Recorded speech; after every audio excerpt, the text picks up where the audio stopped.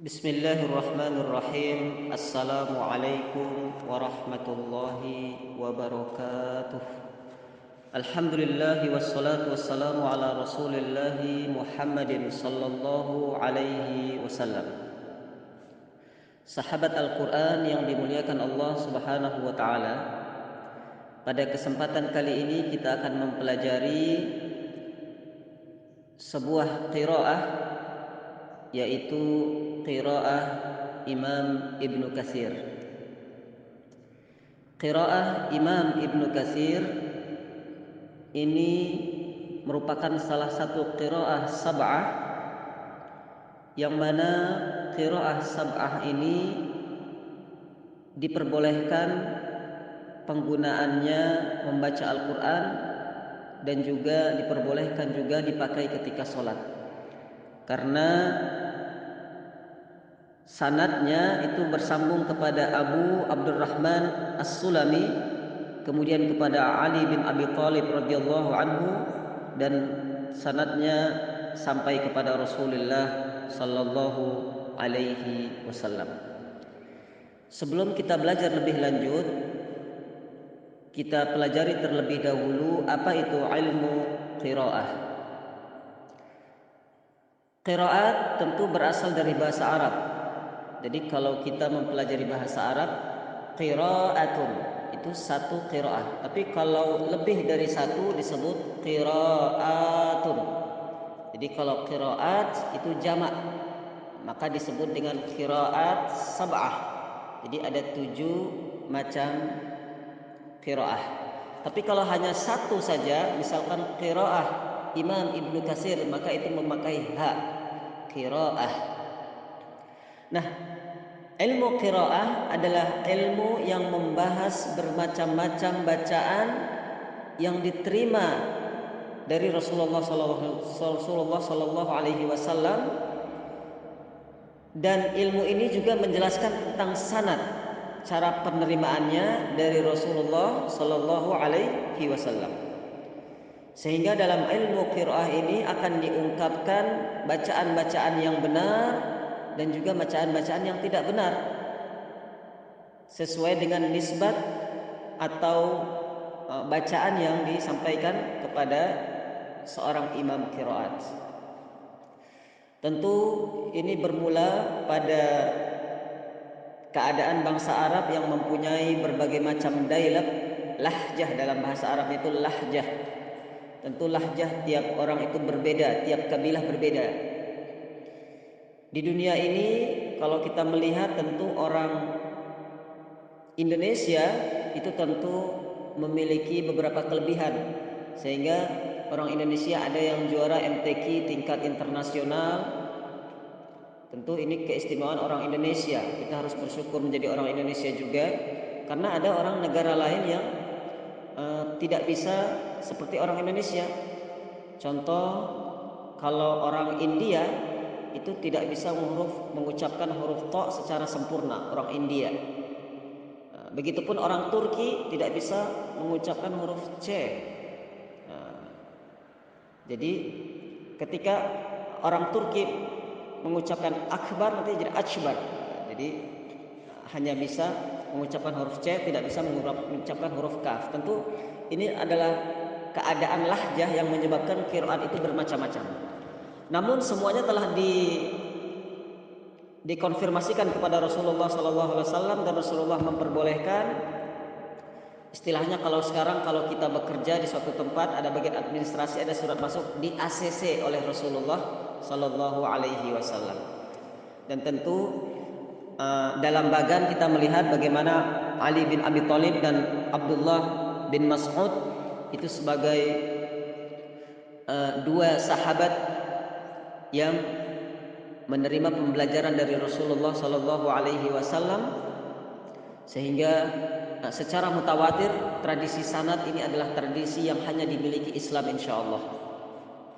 Nah, kemudian selanjutnya dalam perkembangannya terjadi perbedaan qiraat, karena semakin berkembang tentu dilakukanlah penelitian, pengujian, sehingga yang disimpulkan oleh para ulama yaitu ada beberapa bacaan yang memenuhi syarat mutawatir.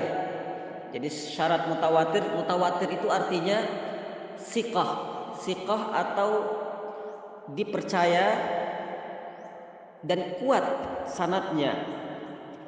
Jadi orang-orangnya tidak pernah berbohong, orang-orangnya dipercaya. Maka ada 7 macam qiraat. Nah, 7 macam qiraat ini yang dikenal dengan qiraat sab'ah. Nah, bacaan yang 7. Kita kenal ada Imam An-Nafi', itu hidupnya di Madinah. Ada Imam Ibnu Katsir, hidupnya di Makkah, tentu berbeda Makkah dan Madinah. Ada Imam Abu Amr di Masrah. Ada Imam Ibnu Amir di Syam. Ada Imam Asim itu di Kufah. Nah, ini yang banyak dipakai oleh umat Islam saat ini, itu yang bacaan Imam Asim, khususnya riwayat Hafiz. Nah, agar bertambah ilmu pengetahuan, maka kita perlu memperkenalkan juga bacaan-bacaan yang lain sehingga kita tidak mudah menyalahkan orang lain dalam membaca Al-Quran. Tentu membaca Al-Quran dengan ilmu, membaca Al-Quran dengan kaedah-kaedah yang benar sesuai dengan hukum-hukum yang telah ditetapkan oleh para ulama. Ada Hamzah di Kufah, ada Al-Kisai di Kufah. Nah, ketujuh imam ini tentu mempunyai murid-murid. Nah, murid-murid inilah yang paling terkenal. Kalau Imam Ibnu Katsir itu kita kenal dengan Al-Bazi. Ya, Al-Bazi dan Kumbul. Nah, Bapak Ibu jamaah yang dirahmati Allah Subhanahu wa taala, qiraah sab'ah ini dipopulerkan oleh seorang imam. Tentu jumlahnya ada 7 imam. Sebagai penghargaan dan mudah diingat, tentu nama dipakai dari imam-imam tersebut. Contoh Imam Ibnu Katsir. Tentu Ibnu Katsir ini berbeda dengan penulis tafsir Ibnu Katsir, berbeda. Ini 2 hal yang berbeda. Walaupun sama namanya Ibnu Katsir, tafsir Ibnu Katsir ini berbeda. Kemudian qiraah Ibnu Katsir ini berbeda. Nah, perlu kita pahami juga bahwa bukan berarti ketika nama yang dipakai itu misalkan Imam Ibnu Katsir, bukan berarti mereka yang menciptakan qiraahnya, tidak. Tapi qiraah yang mereka anut dan mereka gunakan tetap bersumber kepada Rasulullah Sallallahu Alaihi Wasallam yang diperolehnya secara talaqi dari generasi-generasi sebelumnya. Bapak Ibu yang dirahmati Allah Subhanahu wa taala, pada pembukaan pengenalan tentang qiraah Ibnu Katsir ini, saya akan menjelaskan hal-hal rinci saja. Kita mengenal terlebih dahulu sebelum kita mempraktekkan. Tentu Imam Ibnu Katsir ini adalah seorang imam yang lahir pada tahun 45 Hijriah. Nah, kita sekarang sudah 1400 sekian Hijriah, ini tahun 45 Hijriah, 1400 tahun yang lalu. Nah, beliau menetap di Makkah. Tentu beliau adalah seorang tabi'in. Jadi kalau kita mengenal yang hidup bersama Rasulullah itu disebut sahabat. Kemudian yang hidup setelah masa sahabat itu adalah tabi'in. Nah, tabi'in artinya pengikut. Nah, Imam Ibnu Katsir juga berjumpa dengan para sahabat yang lainnya, tentu Abdullah bin Zubair, Abu Ayyub Al-Ansari, Anas bin Malik, Mujahid bin Jabbar. Tentu ini semua lebih meneguhkan bahwasanya Imam Ibnu Katsir memiliki transmisi sanad yang bersambung langsung kepada para sahabat. Artinya transmisi sanad qiraat Ibnu Katsir ini dipertanggungjawabkan kemutawatirannya. Jadi kalau dalam bahasa sekarang, otentisitasnya terjamin. Karena ulama kita tidak main-main dalam masalah sanad. Mereka sangat teliti, mereka sangat bersusah payah mempertahankan sanad fikih, sanad hadis, sanad qiraah, dan ini semua turun temurun sampai kita di akhir zaman ini. Bapak Ibu jamaah sahabat Al-Quran yang dimuliakan Allah Subhanahu wa taala, tentu murid-murid Imam Ibnu Katsir itu banyak sekali. Tentu banyak yang kita kenal, mungkin pernah mendengar Ismail bin Abdullah Al-Qist, Ismail bin Muslim, Hamad bin Salamah. Tentu yang paling terkenal yaitu murid daripada Imam Ibnu Katsir itu adalah Imam Kumbul dan juga Imam Al-Bazi. Maka 2 qiraah daripada Imam Kumbul dan Al-Bazi ini yang kita perdalami di daurah saat ini. sehingga kita bisa lebih mengenal bacaan-bacaan yang diajarkan oleh Rasulullah sallallahu alaihi wasallam. Bapak Ibu yang dirahmati Allah Subhanahu wa taala, tentu dalam prakteknya nanti insyaallah kita akan membahas selama beberapa hari ke depan, yaitu prinsip-prinsip dasarnya, cara-caranya, atau dalam bahasa Arab disebut dengan usul. Usul itu prinsip-prinsip dasar, usuluddin, prinsip agama, usul. Nah, pelan-pelan kita akan mempelajarinya pada daurah kali ini insyaallah. Bapak Ibu sahabat Al-Quran yang dimuliakan Allah Subhanahu wa taala, apa saja yang kita pelajari dalam praktek qiraat tentu tentang mim jamak. Misalkan alaihim, him, mim itu mim jamak, hak dhamir, tashil, ya mutakallim, ya al-atiyah dan sebagainya. Sehingga ketika kita membaca Al-Quran, kita boleh memakai riwayat Imam Asim. Jadi dari Imam Asim, atau mungkin riwayat Hafiz, riwayat Syu'bah dan sebagainya.